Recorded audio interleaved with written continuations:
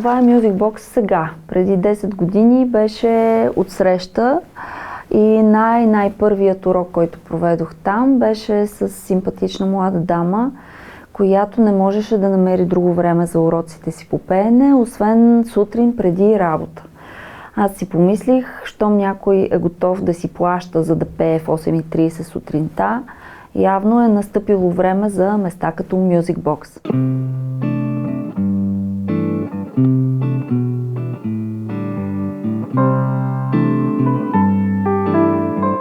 Идеята за Music Box отлежа няколко години в главата ми. Аз много исках да работя с студенти от специалност джаз и поп музика. Това беше и причината да защитя докторска дисертация. Намирах това за логичната стъпка към евентуална академична реализация. Бързо стана ясно, че такава няма да има и аз трябваше да потърся за себе си друга перспектива, която да ме вдъхновява. Все по-често започнах да мисля за своя собствена инициатива. Разбирах, че това означава да работя основно с любители. Имах такъв опит, натрупан в Германия, по време на магистратурата ми по джаз пеене.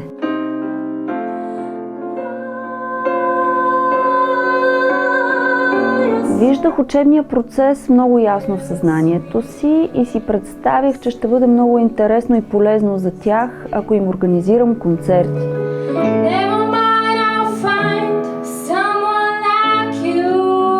По това време често ходех на лайфове в клуб Студио 5. Интимната и музикантска атмосфера там ми се струваше безкрайно подходяща за концерти на моите бъдещи ученици.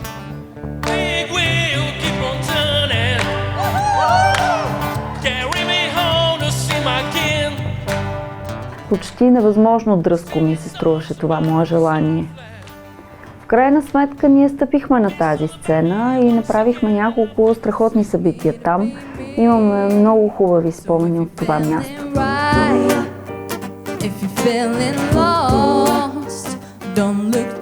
Участниците ни винаги много се вълнуват от концертите, а когато имат поставена конкретна музикална задача, отношението им се задълбочава, както и интересът им.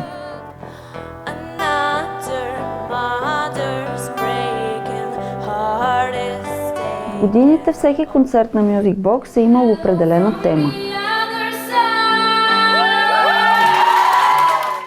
Правили сме концерти с дуетни изпълнения, както и такива с акустични версии на любими песни.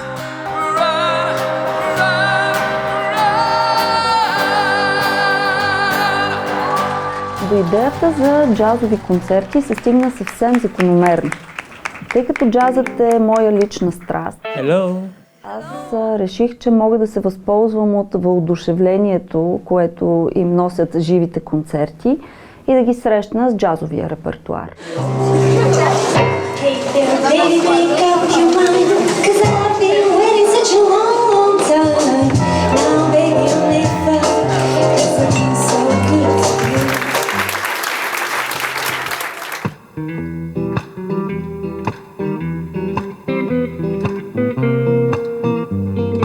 Последните няколко години към екипа на Music Box се присъединиха някои от най-изявените музиканти на българската джазова сцена. Това са китаристите Александър Куманов и Стефан Филипов, пианистът Мартин Марков. Силно изкушени от джаза са нашите прекрасни колеги, преподаватели, изпълнители, музиканти Мариела Тодорова и Димитър Крапчев. Раз, два, три. Първите няколко месеца от проекта, част от Music Box, все още бяха джаз певиците Кремена Митева, Невен Петрова, Весела Морова. Всички те оставиха по нещо от себе си в тази инициатива и аз съм много щастлива, защото наистина вярвам, че с този проект ние популяризираме джаза в България.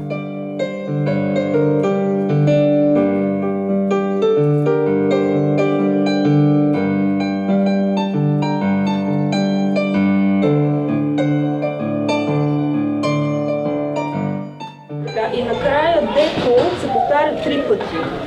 Като първия път тя пее с текст, втория е за тебе, третия тя пее. I'm sure.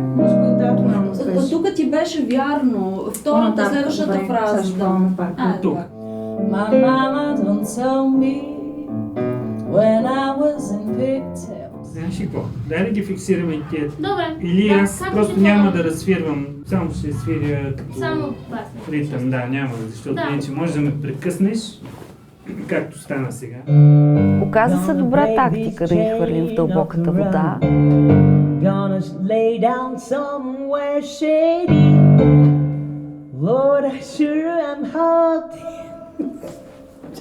Така ще се огледа. Всички те откликнаха с желание и готовност да придобият този различен музикален опит.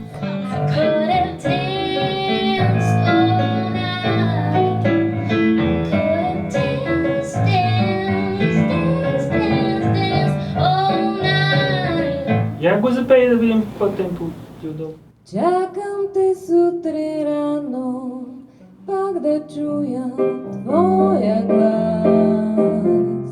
В практиката ми през годините рядко се е случвало някой от учениците да прояви спонтанен интерес към джаза. За тях той е по-скоро трудно слушаем, непонятен, по-далечен. Как сте хора? Мълчание в зала. Що така? Вижте, тук всички сме много добронамерени един към друг, така че тук е мястото да правим грешки и глупости. Отпуснете се и се опитайте така да се... наистина слушате.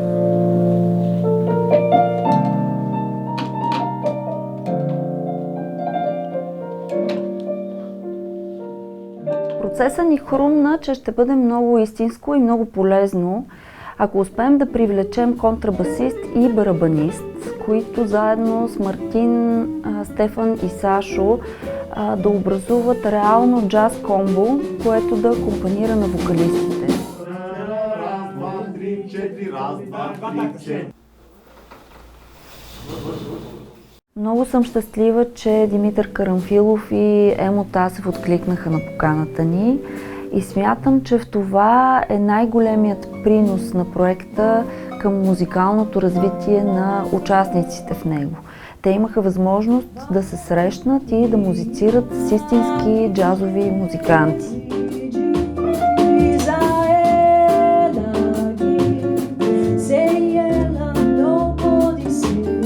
Джазът е музика от човека. Във формата на джаза няма припеви и куплети, няма място за изкуствен интелект. За да си адекватен по време на джазово изпълнение, трябва да бъдеш много отворен и гостоприемен за идеите на хората, с които свириш, съответно пееш. Трябва да си пееш темата на ум. Или аз трябва да я свиря просто да направя соло. Не, прави си соло. Пей си темата на ум, за да можеш да влезнеш. Влиза си.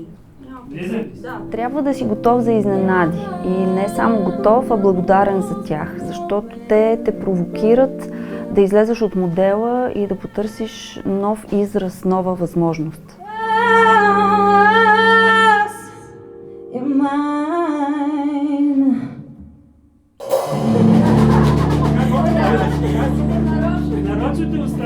За голяма част от изпълнителите беше новина това, че в джаза няма две еднакви изсвирвания. Една и съща пиеса на една репетиция може да звучи по един начин, а на друга репетиция по съвсем различен.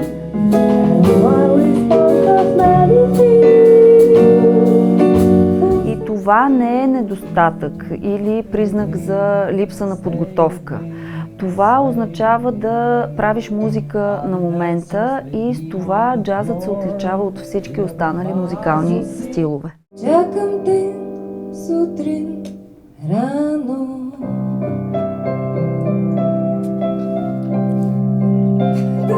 Там не пише ли минор? Не пише ли минор? Хело!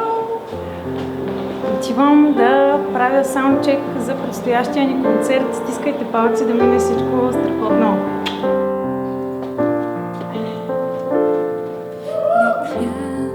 Последните таксита ти Когато стана ясно, че ще осъществяваме 2 джазови концерта, за мен беше много важно да осигурим сценичен комфорт на участниците. Това означаваше на първо място да имаме безкомпромисен звук, добра светлина, вдъхновяваща атмосфера. И обнадеждена от успехите до сега си помислих, защо пък да не е София Лайф Клуб. Преди съм бял веднъж на годишен концерт на Music Box, но сега ми е първият джазов концерт, на който ще пея. И ми е малко притеснено, но всичко ще бъде точно.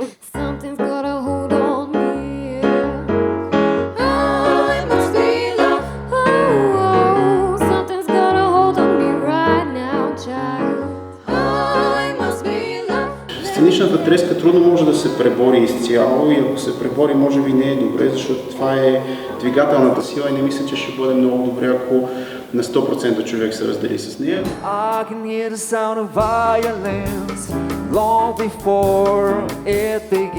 Процесът в никакъв случай не започва и не завършва с този концерт за голяма част от учениците ми, но така този концерт е един хубав повод да си сверим часовника до къде сме стигнали с тях.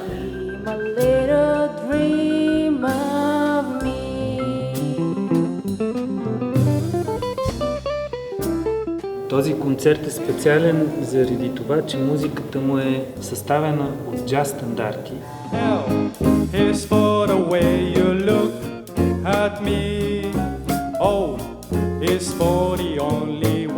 Това е истинско предизвикателство за тях, според мен, защото джазовата музика, както знаем, е специфична музика, изискваща теоретични познания.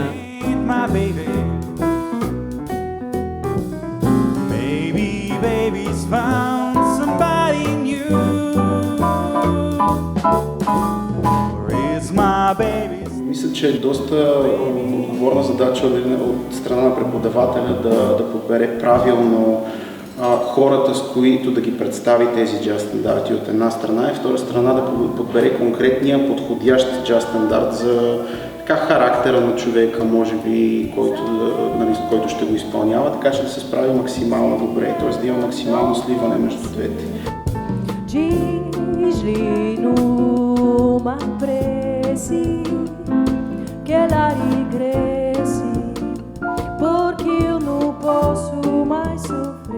Страхотна енергия и желание имат за взаимодействие с мен като пианист.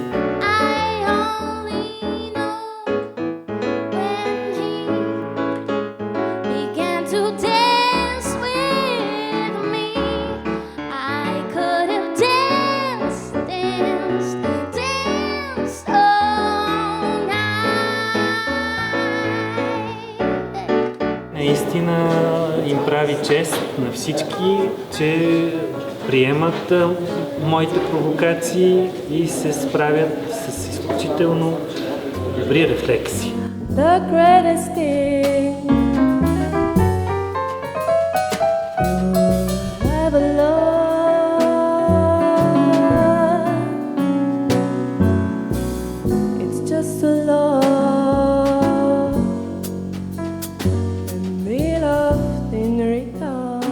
Основната характеристика на джаза е импровизацията. Джазовият музикант демонстрира завидна способност да реагира на всяка музикална ситуация в реално време, тук и сега.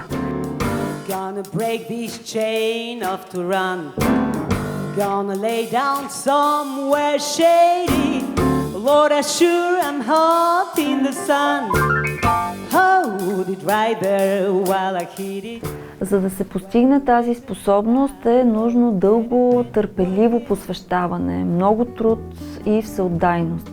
Истинският джазмен никога не стига етапа, в който да заяви "научих се, готов съм".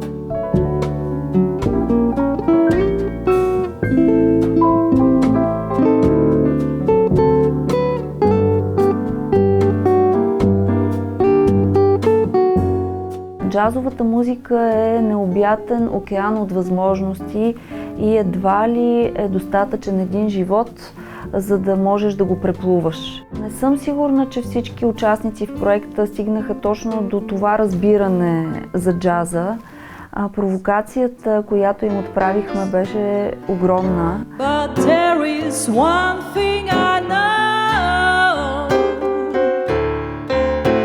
A man is a two-face, a worrisome thing who leave you to see. Имаше трудности и несполуки, но опитът е безценен, а крайният резултат е впечатляващ.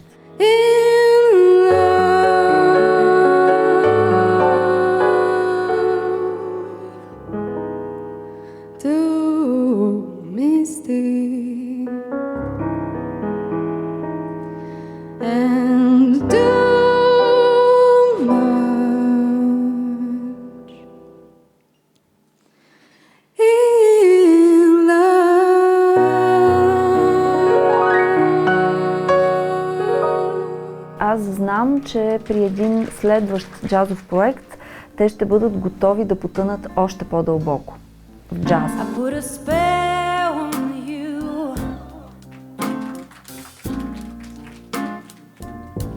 Because you're mine.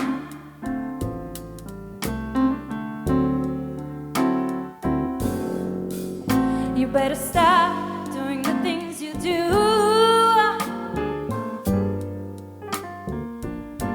I tell you, I am lying. I am lying. You know I can't stand it. You're running around. You know better, Daddy. I can't stand it 'cause you bring me down. I put a spell on you.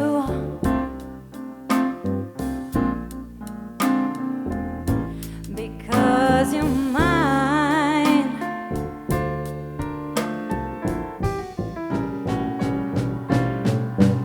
You know I love you, I love you, I love you, I love you, I love you anyhow. And I don't care if you don't want me. I'm yours right now. I put a spell on you.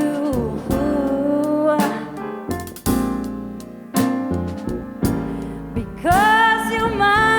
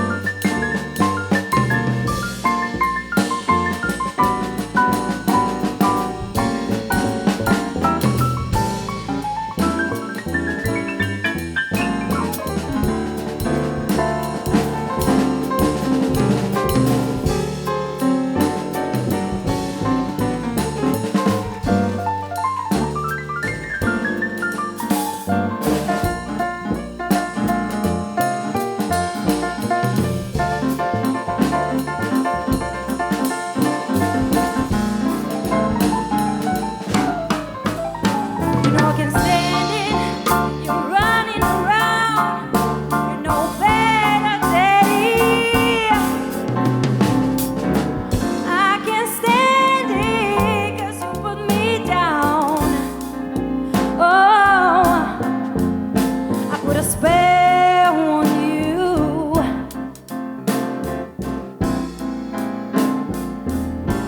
Because you're mine.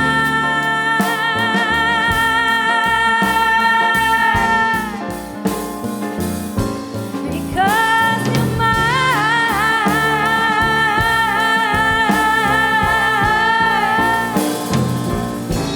Because you're mine. Because you're mine. Oh.